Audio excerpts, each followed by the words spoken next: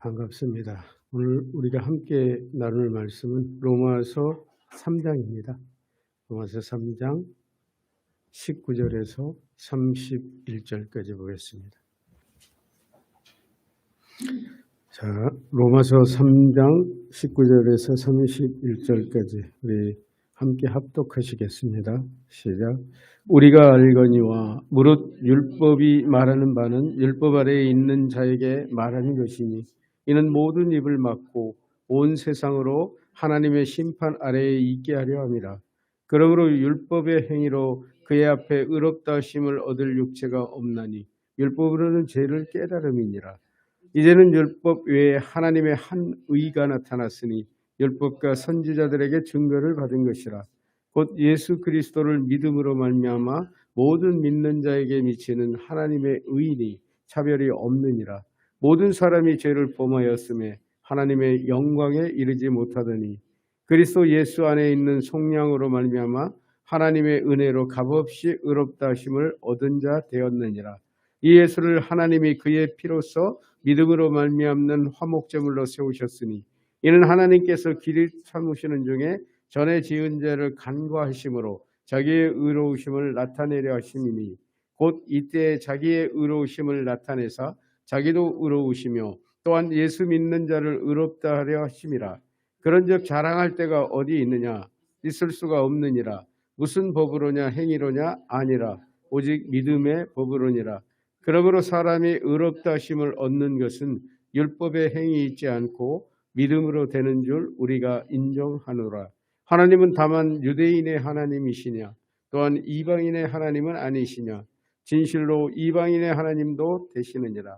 할례자도 믿음으로 말미암아 또한 무할례자도 믿음으로 말미암아 의롭다 하실 하나님은 한 분이시니라. 그런즉 우리가 믿음으로 말미암아 율법을 파기하느냐? 그럴 수 없느니라. 도리어 율법을 굳게 세우느니라. 아멘.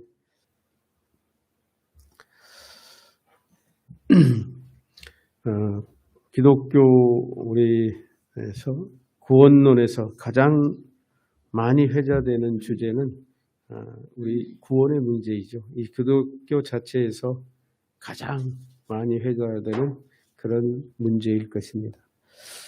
그리고 그 핵심은 행위로 구원을 받느냐, 믿음으로 구원을 받느냐라는 논쟁들이 끊임없기도 하죠. 오늘 이 주제도 많은 선을교 강단에서뿐만 아니라 많은 성도들 사이에서도 결코 양보할 수 없는 논쟁이 되고 있다는 것은 우리들의 현실이죠. 오늘 본문은 이와 같은 첨예한 논쟁 가운데 있는 율법과 믿음에 대한 이야기입니다. 그러나 사실 이 논쟁의 대상인 율법이나 또는 행위 이런 것들이 잘못된 것이라는 그런 논쟁이 결코 아니라는 사실이죠. 사도 바울은 로마서 7장 12절에 이렇게 말합니다. 이로보건대 율법은 거룩하고 계명도 거룩하고 의로우며 선하도다 라고 선언하죠.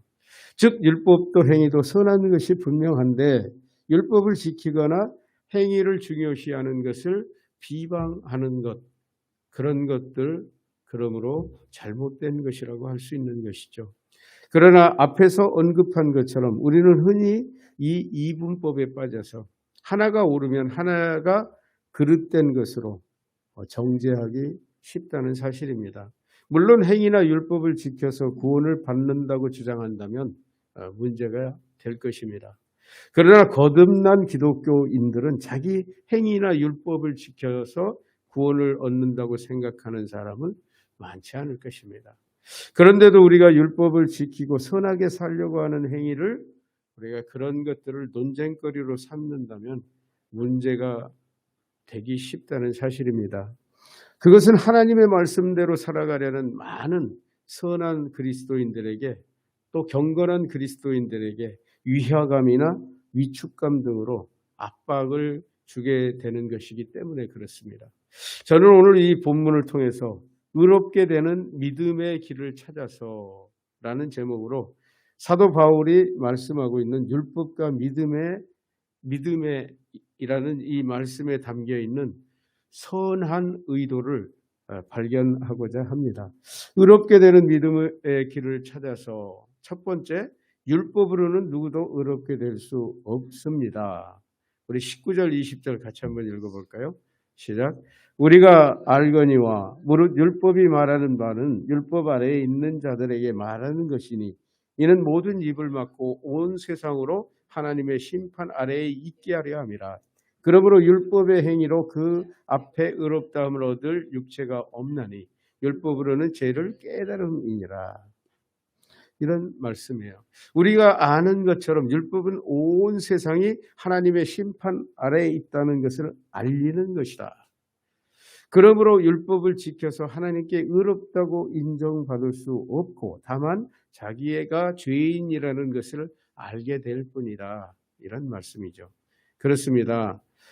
우리 함께 본문 이전인 9절 18절을 한번 보겠습니다. 제가 읽겠습니다. 그러면 어떠하냐? 우리는 나으냐? 결코 아니냐. 유대인이나 헬라인이나 다 죄 아래에 있다고 우리가 이미 선언하였느니라.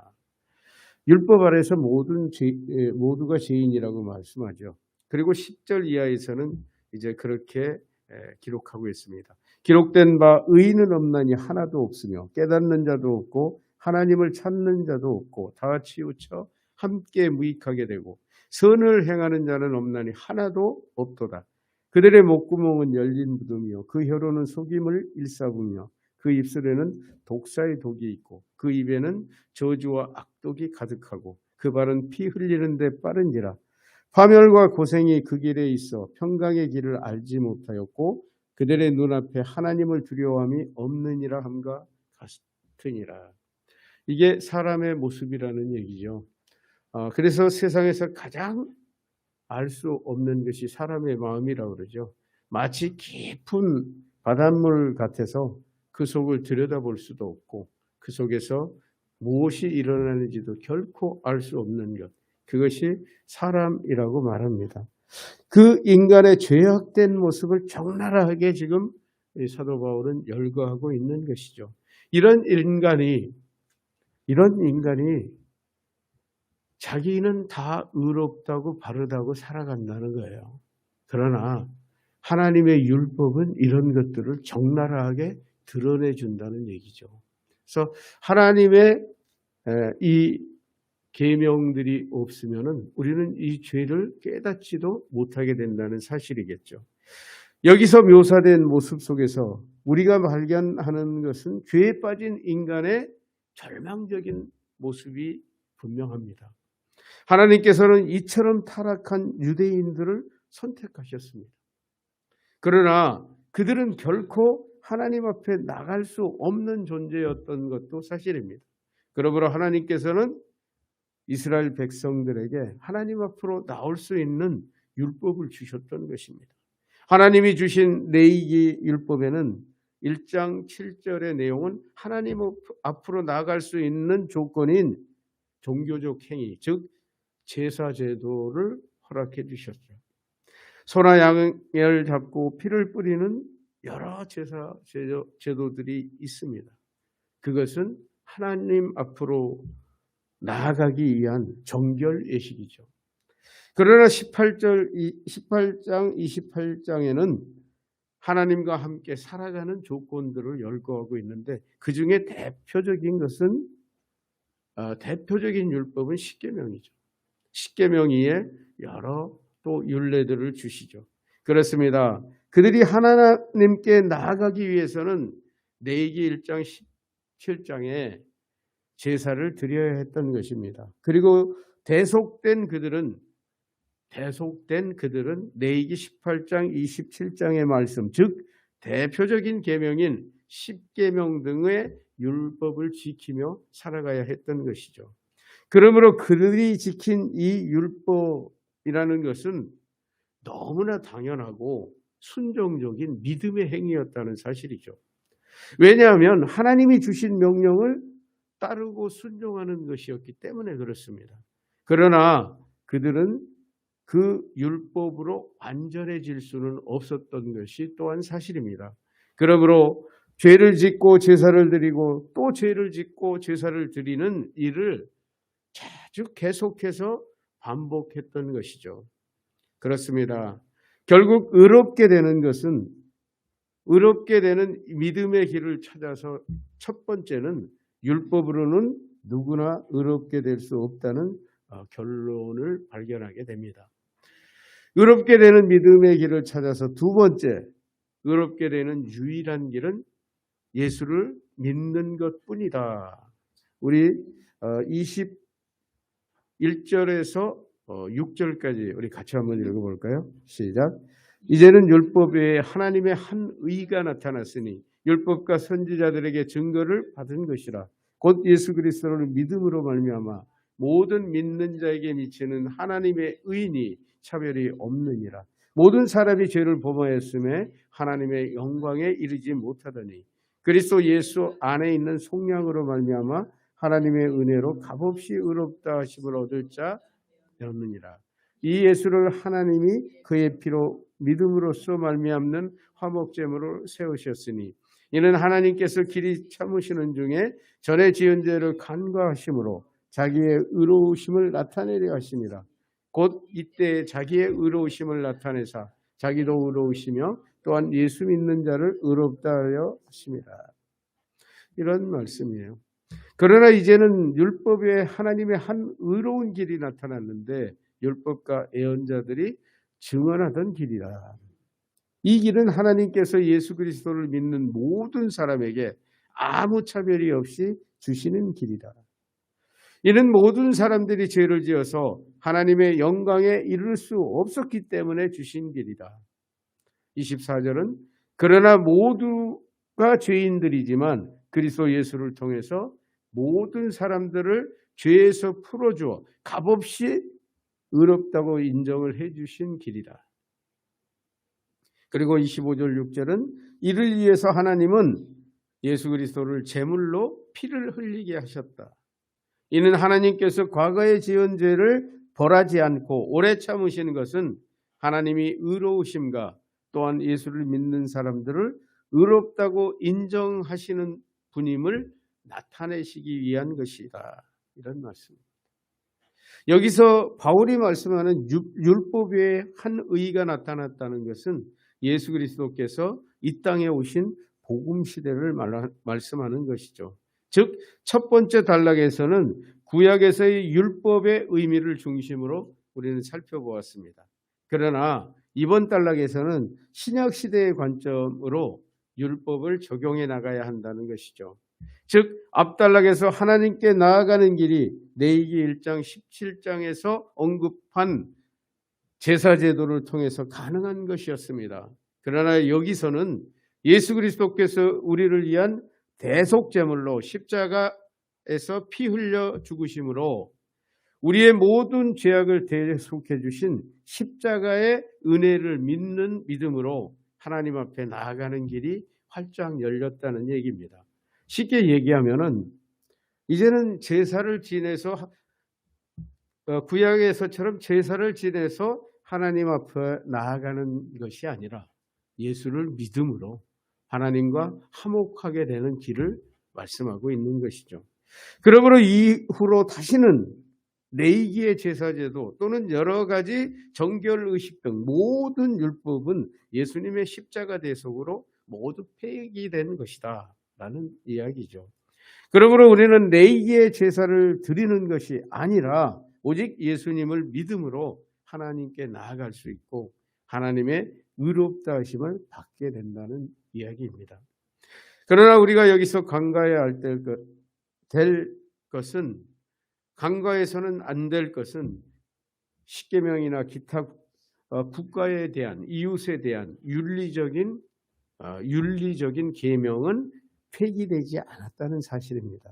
그러므로 서두에서 언급한 것처럼 거듭난 그리스도인들은 하나님이 주신 십계명과 하나님의 윤리 계명을 지키는 경건한 삶을 사모하며 그 율법을 지키며 살아가게 되는 것이죠. 그렇습니다. 그들이 계명을 지키고 그것을 행하는 것은 구원을 위한 목적이 아니라 구원해 주신 하나님의 은혜에 따라 하나님께서 기뻐하시는 뜻을 따라 살아가는 행위인 것이죠.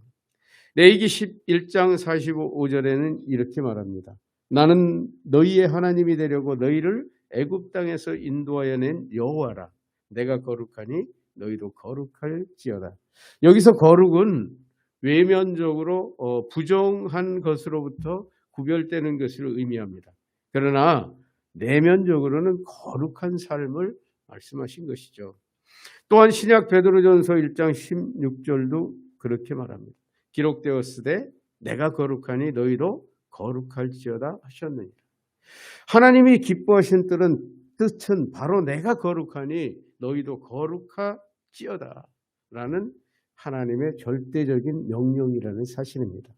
그래서 이 거룩을 향해서 가는 길은 해도 되고 안 해도 되고가 아니라는 거예요. 반드시 거룩을 향해서 달려가야 한다는 사실이죠. 그렇습니다. 그러나 여기 신약에서의 거룩을 우리는 알아야 되겠죠. 신약에서의 거룩은 하나님의 아들 예수 그리스도를 닮아가는 것이라고 성경은 말하죠. 로마서 8장 29절은 이렇게 말합니다. 하나님이 미리 아신 자들을 또한 그 아들의 형상을 본받게 하기 위해 미리 정하셨으니 이는 그로 많은 형제 중에서 맏아들이 되게 하려 하심이니라. 그렇습니다. 신약시대의 구원, 즉 의롭게 되는 길은 오직 예수 그리스도를 믿는 것이며 거룩하게 살아간다는 것은 예수 그리스도를 본받아 그분을 닮아 살아가는 것을 의미하는 것이죠. 그렇습니다. 그분을 닮는다는 의미는 또 무엇을 의미합니까? 그분이 살아오신 그 길을 따라가는 것이죠. 근데 주님은 뭐라고 얘기하셨습니까? 아버지께서 일하시니 나도 일한다. 그리고 그분은 아버지의 말씀을 폐하러 온 것이 아니라, 즉 율법을 폐하러 온 것이 아니라 완전케 하러 왔다고 말씀하셨죠. 그래서 믿음으로, 예수 그리스도를 믿음으로 의롭게 된 자는 하나님의 말씀을 따라 살아가게 되는 것이죠. 정의하면 의롭게 되는 믿음의 길을 찾아서 두 번째는 의롭게 되는 유일한 길은 오직 예수 그리스도를 믿는 믿음의 길뿐이라는 사실입니다. 의롭게 되는 믿음의 길을 찾아서 마지막 세 번째입니다. 믿음으로 의롭게 된 자들은 율법을 굳게 세우게 됩니다. 라는 내용입니다. 우리 27절에서 31절도 같이 한번 읽어볼까요? 시작. 그런즉 자랑할 때가 어디냐? 있을 수가 없느니라. 무슨 법으로냐? 행위로냐? 아니라 오직 믿음의 법으로니라. 그러므로 사람이 의롭다 하심을 얻은 것은 율법의 행위에 있지 않고 믿음으로 되는 줄을 우리가 인정하노라. 하나님은 다만 유대인의 하나님이시냐? 또한 이방인의 하나님은 아니시냐? 진실로 이방인의 하나님도 되시느니라. 할례자도 믿음으로 말미암아 또한 무할례자도 믿음으로 말미암아 의롭다 하실 하나님은 한 분이시니라. 그런즉 우리가 믿음으로 말미암아 율법을 파기하느냐? 그럴 수 없느니라. 도리어 율법을 굳게 세우느니라. 이런 내용 쉽게 풀어보면 이런 내용입니다. 27절 8절은 그러므로 우리가 자랑할 것이 아무것도 없습니다. 그것은 우리가 의롭다고 인정된 것이 우리의 행위에 있는 것이 아니라 오직 믿음으로 의롭게 되는 그 법칙을 따라 되었기 때문임을 우리는 인정합니다. 이런 내용입니다. 그리고 29절은 하나님은 유대인들만의 하나님이 아니라 이방인들의 하나님도 되십니다. 30절은 그러므로 할례 받는 사람이나 할례 받지 않는 사람도 믿음을 보시고 의롭다고 인정해 주시는 분은 하나님 한 분뿐입니다. 이런 내용입니다. 우리는 앞에 두 단락에서 의롭게 되는 길을 찾아보았습니다.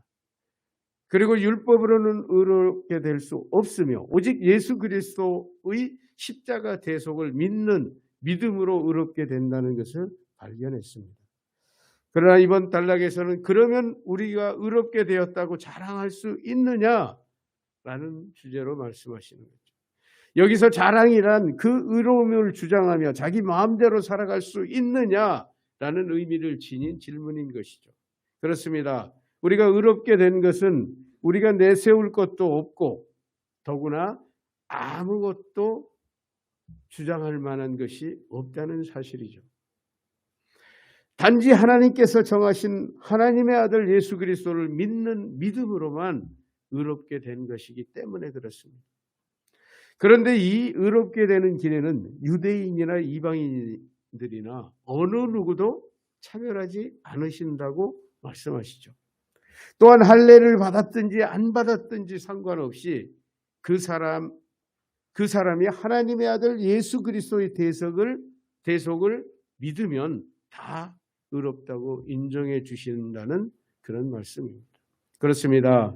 그러나 이 말씀들 중에서 오늘 말씀의 핵심 중 핵심이며 모든 논쟁의 종결은 바로 31절입니다. 우리 31절을 다시 한번 읽어볼까요? 시작. 그런즉 우리가 믿음으로 말미암아 율법을 파기하느냐? 그럴 수 없느니라. 도리어 율법을 굳게 세우느니라. 아멘. 우리는 믿음으로 의롭다함을 받았습니다. 그러나 그 믿음으로 율법을 무시하고 살아갈 수 있느냐 이런 말씀입니다. 결코 그럴 수 없다고 사도 바울은 단정지어 결론에서 말합니다. 그리고 도리어 분명하게 율법을 굳게 지킨다. 즉 율법을 지키며 살아간다라고 지금 말하고 있는 것이죠.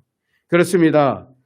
이 바울의 주장은 율법은 죄를 깨닫게 하고 인간이 심판의 대상이라는 것을 알려줄 뿐이라고 말했습니다. 그런데 여기서는 믿음으로 의롭게 된 자들은 율법을 굳게 세운다고 말하고 있는 것이죠. 그러면 이 말씀이 바울의 이중성을 나타낸 것일까라고 생각할 수도 있겠죠. 그러나 결코 그럴 수 없습니다. 그는 위대한 하나님의 종이요 그리스도 예수의 사도인 것이 분명하기 때문에 그렇습니다. 그러면 바울의 논지를 발견하기 위해서 우리는 제가 앞서서 말씀드렸던 레위기 1장 17장과 18장 27장을 분별할 수 있어야 한다는 것이죠. 바울이 절대 폐기를 강조한 율법은 바로 1장에서 17장의 제사제도와 할례, 정결의식 등입니다. 그러나 본문 31절에서 강조한 율법을 굳게 세운다는 의미는 18장 27절에서 18장 27장에서 말씀하고 있는 10계명을 위시한 윤리계명을 말씀한다는 사실입니다. 여러분 그렇습니다. 하나님이 말씀하신 윤리계명은 폐기되지 않았다는 사실입니다.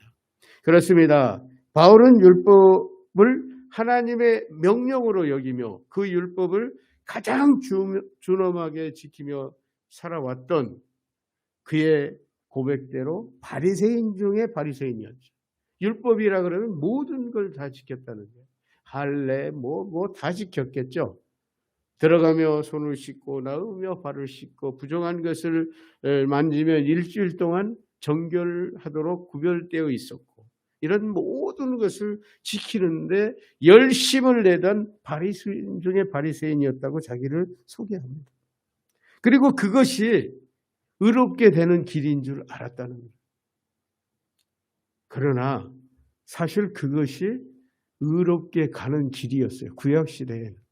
하나님이 정해준 시대에는.